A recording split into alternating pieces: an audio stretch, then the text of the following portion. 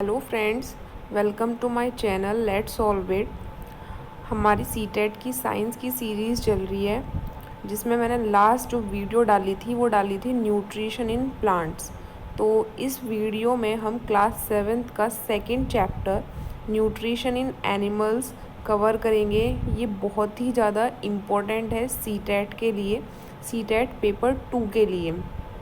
और बाकी आपके जो भी एग्ज़ाम्स हैं, चाहे वो यूपीएसआई हो, केवीएस हो, इम्पोर्टेंट तो सभी के लिए है, लेकिन फ़िलहाल जो हम इसको पढ़ रहे हैं वो सीटेट के पर्सपेक्टिव से पढ़ रहे हैं। तो न्यूट्रिशन इन एनिमल्स हम स्टार्ट करते हैं। हमने लास्ट वीडियो में न्यूट्रिशन इन प्लांट्स पढ़ा था कि प्लांट्स अपना न्यूट्रिशन कैसे करते हैं। तो प्लांट्स ऑटोट्रॉफिक न्यूट्रिशन मोड को अपनाते हैं और इसलिए वो क्या कहलाते हैं, ऑटोट्रॉप्स। एनिमल्स और जो ह्यूमंस हैं उनका कौन सा मोड होता है न्यूट्रिशन का, हेटरोट्रॉपिक। तो जो प्लांट्स हैं वो अपना फूड बनाते हैं फोटोसिंथेसिस की प्रक्रिया के द्वारा, लेकिन एनिमल्स फोटोसिंथेसिस से अपना खाना नहीं बनाते। एनिमल्स जो हैं वो अपना खाना जो है वो प्लांट्स से लेते हैं, या तो डायरेक्टली या फिर इनडायरेक्टली, यानी कि या तो प्रत्यक्ष रूप से या फिर अप्रत्यक्ष रूप से।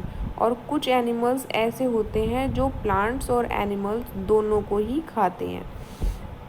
प्रत्यक्ष रूप से जैसे कि ह्यूमंस हैं या फिर डियर है, हमारी गोट है, वो सिर्फ प्लांट प्रोडक्ट्स ही खाते हैं, जैसे कि हमारे पेड़ों की पत्तियाँ।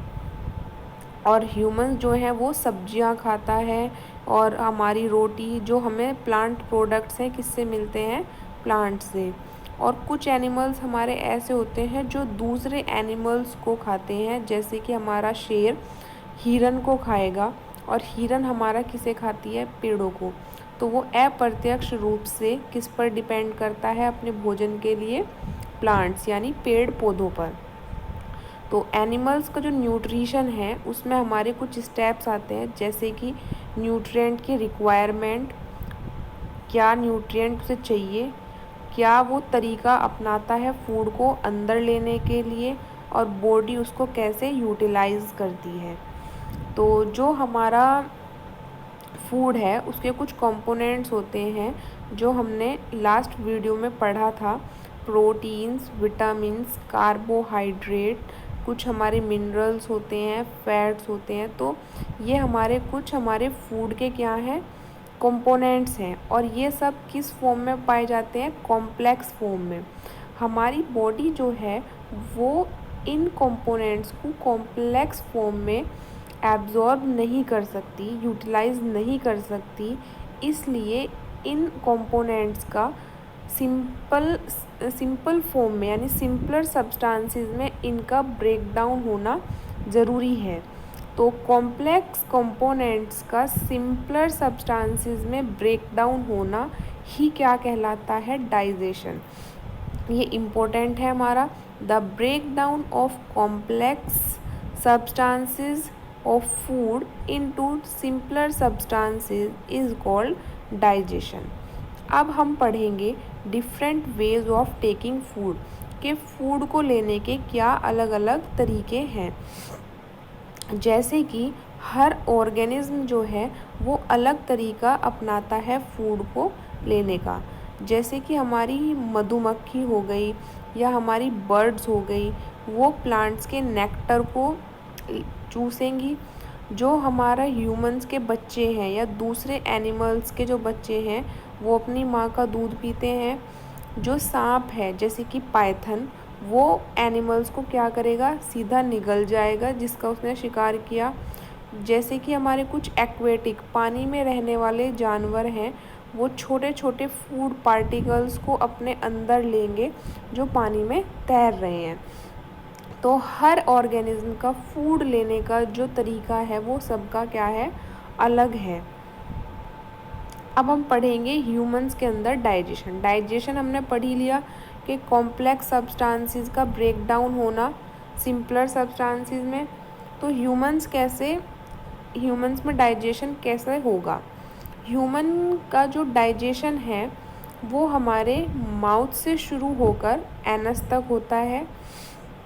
और ये जो पूरा पाथ जो हमारा फूड मुंह से लेकर के एनस तक जो पाथ अपनाएगा, वो पूरा पाथ क्या कहलाता है? Alimentary canal. तो उसके कुछ पार्ट्स होते हैं हमारे एलिमेंट्री कैनल के, जैसे कि हमारा बकल कैविटी, जिसे हम माउथ कैविटी भी बोलते हैं। माउथ कैविटी के अंदर हमारे टीथ, टंग, ये सब आ जाएगा। दूसरा हमारा फूड पाइप है, जिसे हम ईसोफेगस बोलते हैं।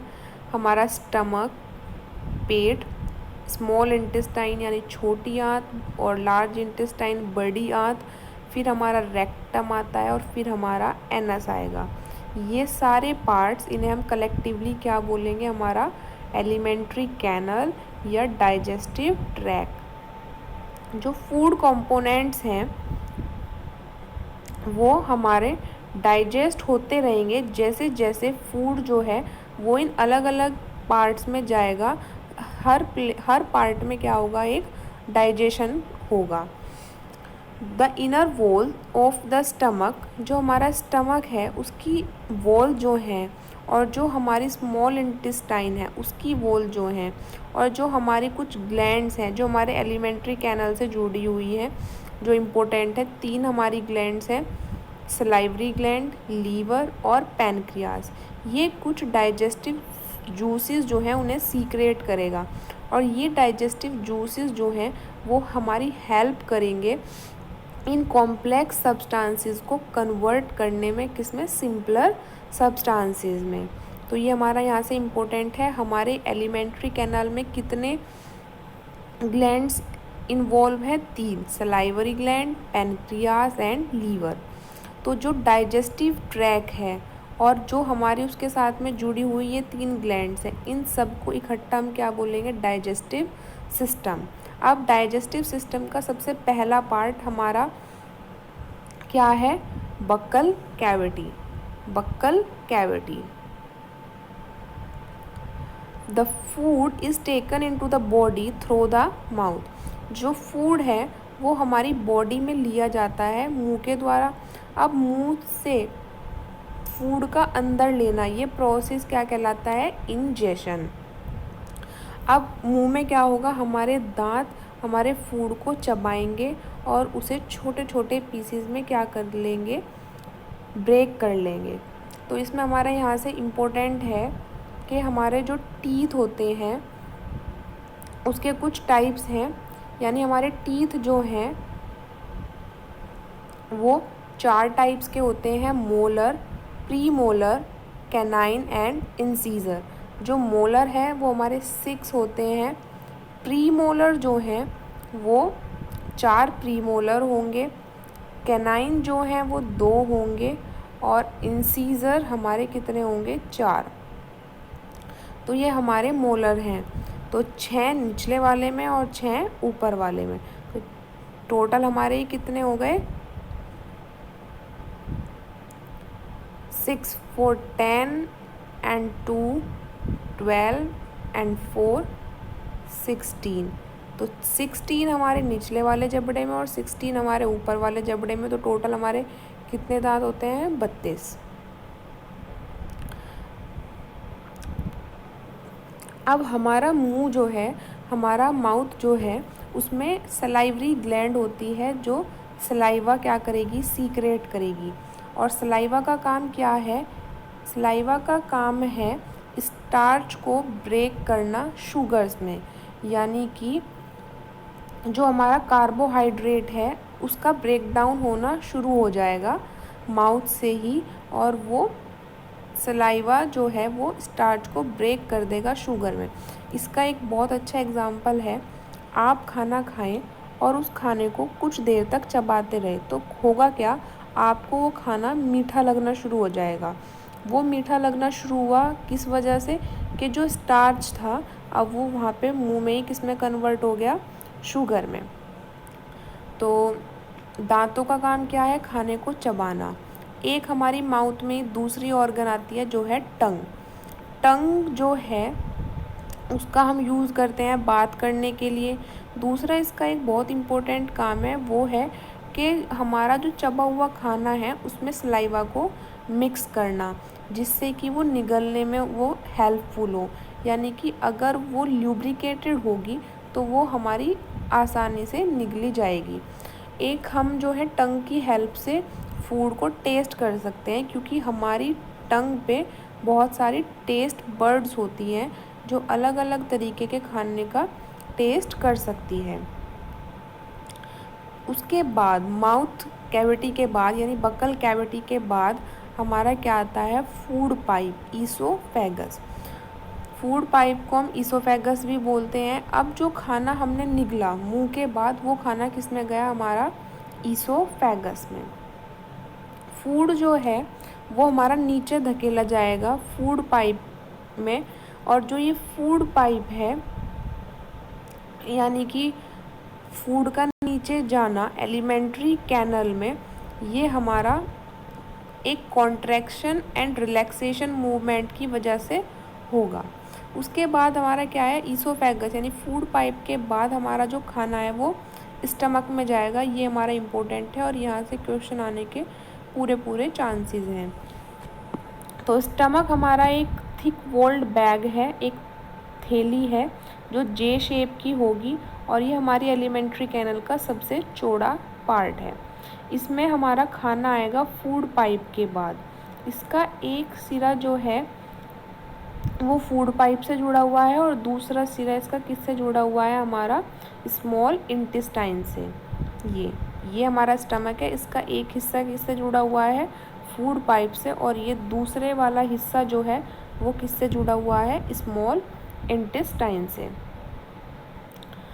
तो स्टमक की जो इनर लाइनिंग है यानी अंदर की जो लाइनिंग है वो हमारे 3 चीज़ें सीक्रेट करेगी, एक म्यूकस, एक हाइड्रोक्लोरिक एसिड और एक हमारे डाइजेस्टिव जूसेस। म्यूकस का काम क्या है, हमारे स्टमक की वॉल को प्रोटेक्ट करना। प्रोटेक्ट किससे करेगा, जो HCl सीक्रेट हो रहा है उससे। जो HCl सीक्रेट हुआ उसका काम क्या है कि जो हमारे फूड में जो बैक्टीरिया आए हैं उन्हें किल करना, और दूसरा एसिडिक मीडियम क्रिएट करना जिससे कि डाइजेस्टिव एंजाइम्स जो है वो हमारे एक्टिवेट हो सके। डाइजेस्टिव जूसेस जो हैं वो प्रोटीन को ब्रेक करेंगे हमारे सिंपलर सब्सटेंसेस में।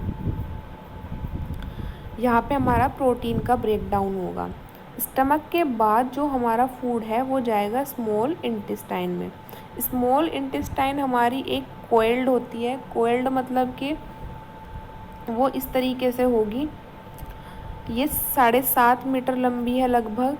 इसमें हमारा 2 ग्लैंड्स का जूस आएगा, एक तो लीवर और एक पैनक्रियास। इसके साथ साथ स्मॉल इंटेस्टाइन की अपनी वॉल्स भी जूस सीक्रेट करती है। लीवर एक रेडिश ब्राउन कलर की ग्लैंड है जो एब्डोमेन में राइट साइड में ऊपर की तरफ सिचुएटेड होगी। ये सबसे बड़ी ग्लैंड है हमारी बॉडी की, और ये हमारा बाइल जूस सीक्रेट करती है जो स्टोर होगा एक थैली में जिसे हम बोलते हैं गाल ब्लेडर। बाइल एक बहुत इम्पोर्टेंट रोल प्ले करता है फैट्स के डाइजेशन में। यहाँ पे ये फैट्स को, जो बाइल है, बाइल जूस, वो फैट्स को कन्वर्ट करेगा फैटी एसिड्स और ग्लिसरॉल में। पैनक्रियास हमारा एक क्रीम कलर की ग्लैंड होती है जो स्टमक के ठीक नीचे होगी। पैनक्रियास हमारे पैनक्रियाटिक जूस सीक्रेट करती है जो कार्बोहाइड्रेट, फैट और प्रोटीन के ब्रेकडाउन में हेल्प करता है। अब जो हमारा पार्शियली डाइजेस्टेड फूड है यानी कि जो फूड डाइजेस्ट हुआ, अब वो स्मॉल इंटेस्टाइन के निचले हिस्से में जाएगा जहाँ पे इंटेस्टाइनल जूस जो है वो सभी कंपोनेंट्स का ब्रेक डाउन करेगा यानी कि डाइजेशन करेगा। कार्बोहाइड्रेट्स यहाँ पे हमारे सिंपल शुगर जैसे कि ग्लूकोज में ब्रेक डाउन हो जाएंगे। फैट हमारा फैटी एसिड्स और ग्लिसरॉल में, और प्रोटीन हमारा अमीनो एसिड्स में। अब है हमारा एब्जॉर्प्शन। जो डाइजेस्टेड फूड है अब वो हमारा ब्लड वेसल्स में पास होगा इंटेस्टाइन की। जो हमारा स्मॉल इंटेस्टाइन है उसकी वॉल से हमारे ब्लड वेसल्स कनेक्ट होंगी जिससे हमारा क्या होगा, जो डाइजेस्ट हुआ फूड वो ब्लड वेसल्स में चला जाएगा। ये प्रोसेस हमारा क्या कहलाएगा, एब्जॉर्प्शन। स्मॉल इंटेस्टाइन की अंदर की वॉल में बहुत सारी फिंगर, उंगलियों के जैसी स्ट्रक्चर होंगी जिसे हम बोलते हैं विलाई। विलाई का काम क्या होगा, ये सरफेस एरिया को इंक्रीज करेगी जिससे कि डाइजेस्टेड फूड का एब्जॉर्प्शन अच्छे से हो सके। हर विलर जो है वो बहुत सारे पतले और छोटे छोटे ब्लड वेसल्स से क्या होगा, जुड़ा हुआ होगा। अब विलाई की जो सरफेस है वो इन डाइजेस्टेड फूड मटेरियल्स को क्या करेगी, एब्जॉर्ब करेगी और इन्हें किसे दे देगी, ब्लड वेसल्स को। फिर ब्लड वेसल्स इन्हें बॉडी के अलग सारे हिस्सों तक लेके जाएगा जहाँ पे हम इन्हें यूज़ करेंगे एनर्जी रिलीज़ होने के लिए। और ये जो प्रोसेस है डाइजेस्टेड फूड का हर पार्ट की सेल तक पहुंचाना ब्लड वेसल्स के थ्रू, ये प्रोसेस हमारा कहलाएगा एसिमिलेशन। सेल्स में जो ग्लूकोज है वो हमारा ऑक्सीजन की हेल्प से ब्रेक डाउन करेगा, किसमें, कार्बन डाइऑक्साइड और वाटर में, और इसमें हमारी एनर्जी क्या होगी, रिलीज़ होगी। यानी कि हमारा जो फूड है, फूड से एनर्जी रिलीज होगी, किसकी प्रेजेंस में, ऑक्सीजन की प्रेजेंस में। अब जो फूड हमारा अनडाइजेस्टेड बचा या और जो अनएब्जॉर्ब फूड है वो अब हमारा किस में जाएगा, लार्ज इंटेस्टाइन में। लार्ज इंटेस्टाइन हमारी स्मॉल इंटेस्टाइन से छोटी और चौड़ी होगी, ये लगभग 1.5 मीटर लंबी होगी। और इसका काम क्या है कि जो हमारा अनडाइजेस्टेड फूड है उससे कुछ साल्ट और वाटर को एब्जॉर्ब करना। अब जो बिल्कुल वेस्ट बचा वो हमारा वेस्ट जो है वो रेक्टम में चले जाएगा और वहाँ सेमी सॉलिड फेसिस के रूप में रुका रहेगा। अब ये फेशियल मैटर जो है वो टाइम पे एनएस के थ्रू कहाँ आएगा, बाहर आता है आपके स्टूल के रूप में। और ये प्रोसेस हमारा क्या कहलाएगा, इजेशन या excretion. Removal of waste from our body is known as excretion. अब हमारा आता है एनिमल्स में डाइजेशन। एनिमल्स में डाइजेशन क्या है, एनिमल्स जो है वो खाना खाने के बाद बहुत देर तक क्या करते रहते हैं, जुगाली करते रहेंगे। तो जो खाना खाया अब वो क्या करेंगे, खाना खाते ही जो ये अधूरा डाइजेस्टेड फूड है इसे किस में भेज देंगे, कर्ड, इनकी एक बॉडी में हिस्सा होता है कर्ड, उसे भेज देंगे। कर्ड से बाद में ये क्या है, ये फूड उनके मुंह में आता रहेगा और ये उसे चबाते रहेंगे। ये प्रोसेस हमारा क्या कहलाएगा, र्यूमिनेशन। और ऐसे एनिमल्स क्या कहलाते हैं, र्यूमिनेंट्स। अब है हमारा अमीबा। अमीबा एक हमारी सिंगल सेल्ड ऑर्गेनिज्म है जो हमारा तालाब के पानी में पाया जाता है। अमीबा की सेल मेम्ब्रेन होती है, ये राउंडेड गोलाकार होगा। इसका न्यूक्लियस जो है डेंस होगा और उसमें कुछ बबल के जैसे वैक्यूल होंगे। अमीबा जो है वो अपनी शेप और पोजीशन को लगातार चेंज करता रहता है और उसकी एक फिंगर लाइक प्रोजेक्शंस होंगी। ये फिंगर लाइक प्रोजेक्शंस होती हैं जिसे हम क्या बोलते हैं, स्यूडोपोडिया। इस स्यूडोपोडिया की हेल्प से ये अपने फूड को कैप्चर करता है। जब इन्हें पता चलता है कि इसके आसपास कहीं पे फूड है तो ये स्यूडोपोडिया के द्वारा उस फूड को क्या कर लेगा, घेर लेगा और फिर उसे अपनी बॉडी में अंदर ले लेगा। अंदर जाने के बाद जो डाइजेस्टिव जूसीज हैं वो उस फूड पर एक्ट करेंगे, उसे सिंपल सब्सटेंसेस में क्या कर देंगे, चेंज। अब ये जो इसके बाद जो फूड है, डाइजेस्टेड फूड जो है वो एब्जॉर्ब हो जाएगा और उसे अमीबा यूज़ करेगा अपनी ग्रोथ, मेंटेनेंस और मल्टीप्लिकेशन के लिए। और जो अनडाइजेस्टेड फूड है उसे अपनी बॉडी से बाहर निकाल देगा और इसकी बॉडी से जो फूड बाहर निकलता है वो रप्चर के द्वारा निकलेगा, यानी कि उसकी जो सेल मेम्ब्रेन है वो फट जाएगी और फूड बाहर निकल जाएगा। तो इस चैप्टर में हमारा इतना ही है। ये बहुत इम्पोर्टेंट चैप्टर है आपके सभी वनडे एग्ज़ाम्स के लिए। तो friends, if you like my content, please do like and subscribe to my channel. Thank you.